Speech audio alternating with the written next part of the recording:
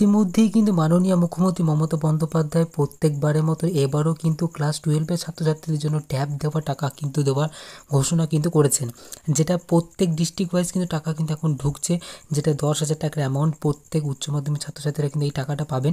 এবার যেটা মেন বিষয় হচ্ছে যে এই টাকাটি তোমরা কবে নাগাদ পাবে। এই টাকাটি পাবে তোমরা যেহেতু সেপ্টেম্বর মাস থেকে টাকা দেওয়া শুরু হয়ে গেছে, আর এর আগে কিন্তু মাননীয় মুখ্যমন্ত্রী মমতা বন্দ্যোপাধ্যায় বলে দিয়েছিল যে প্রত্যেক উচ্চ মাধ্যমিক ছাত্রছাত্রীদের জন্য যে ট্যাবের টাকা দেওয়া হবে, তার জন্য যে ফর্মালিটি রয়েছে স্কুলে, যেটা ব্যাঙ্ক অ্যাকাউন্ট ডিটেলস বা আরও হাবিজাবি ডকুমেন্টস স্কুলে জমা নিয়েছিল, সেই ডকুমেন্টস স্কুলে কিন্তু জমা নেওয়া কমপ্লিট করে দিয়েছে।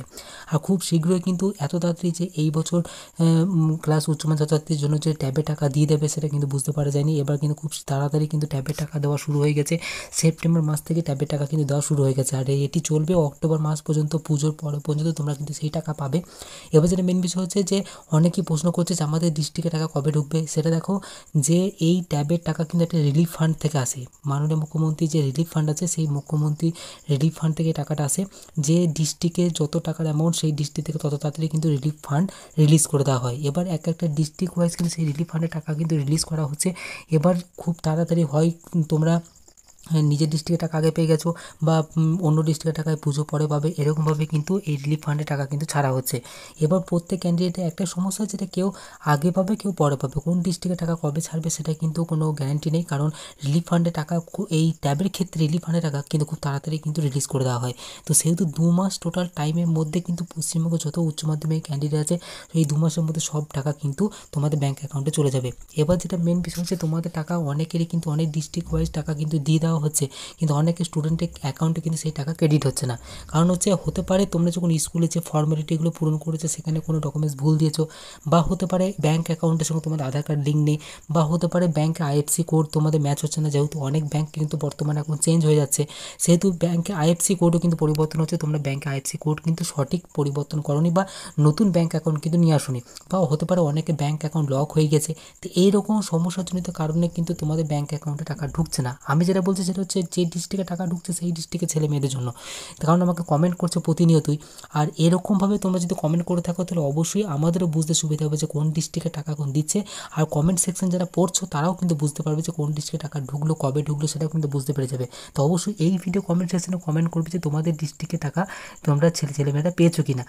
এছাড়াও যেটা মেন বিষয় হচ্ছে, যেটা অনেক ক্যান্ডিডেটে প্রশ্ন করছে, যে ট্যাবের 10,000 টাকা পাওয়ার পর কি তোমরা স্কলারশিপে টাকা পাবে।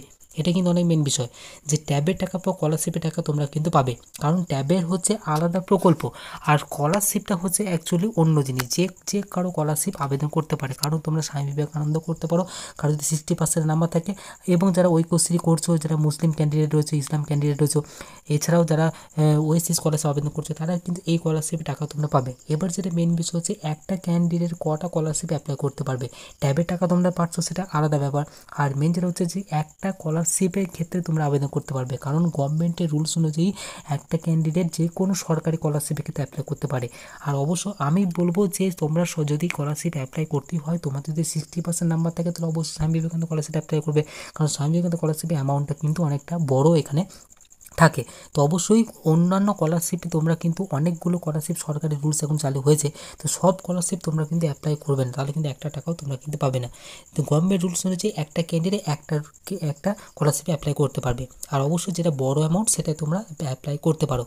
আর এর যেটা মেন বিষয় হচ্ছে যে এছাড়াও যে পাবলিক যে সমস্ত স্কলারশিপগুলো রয়েছে, টাটা স্কলারশিপ, কলগেট স্কলারশিপ, এইগুলো তোমরা যতগুলো খুশি আবেদন করতে পারো, অসুবিধা নেই।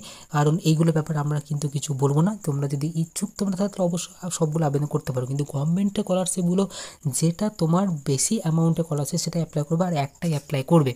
আর আশা করি তোমাদের সমস্ত প্রশ্ন তো দিয়ে দিয়েছি। ট্যাবের প্রশ্ন তোমাদের আর কোনো প্রশ্ন থাকছে না, আর স্কলারশিপ অ্যামাউন্টের ডিটেলস তোমাদের আমি বলে দিলাম। আর কমেন্ট সেকশনে কমেন্ট করে জানাতে ভুলবে না তোমরা স্কলারশিপের টাকা পেয়েছো কিনা, আর ছাড়া ট্যাবের টাকা তোমরা কিন্তু পেয়েছো কিনা। অবশ্যই কমেন্ট সেকশনে কমেন্ট করে জানাবে, আর ডিস্ট্রিক্টের নামটা তোমরা কিন্তু উল্লেখ করে দেবে। তো এই ছিল আজকে ভিডিও টপিক। ভিডিওটি যদি ভালো লেগে থাকে ভিডিওতে অবশ্যই লাইক করবেন, বন্ধু বান্ধবদের শেয়ার করে তাদেরকে ইনফরমেশন জানাবার চেষ্টা করবেন। দেখা হচ্ছে পরবর্তী ভিডিওতে, ততক্ষণ পর্যন্ত ভালো থাকবেন, সুস্থ থাকবেন। TS15 ক্রিয়েশন চ্যানেলের সাথে সদা সর্বদা জুড়ে থাকবেন।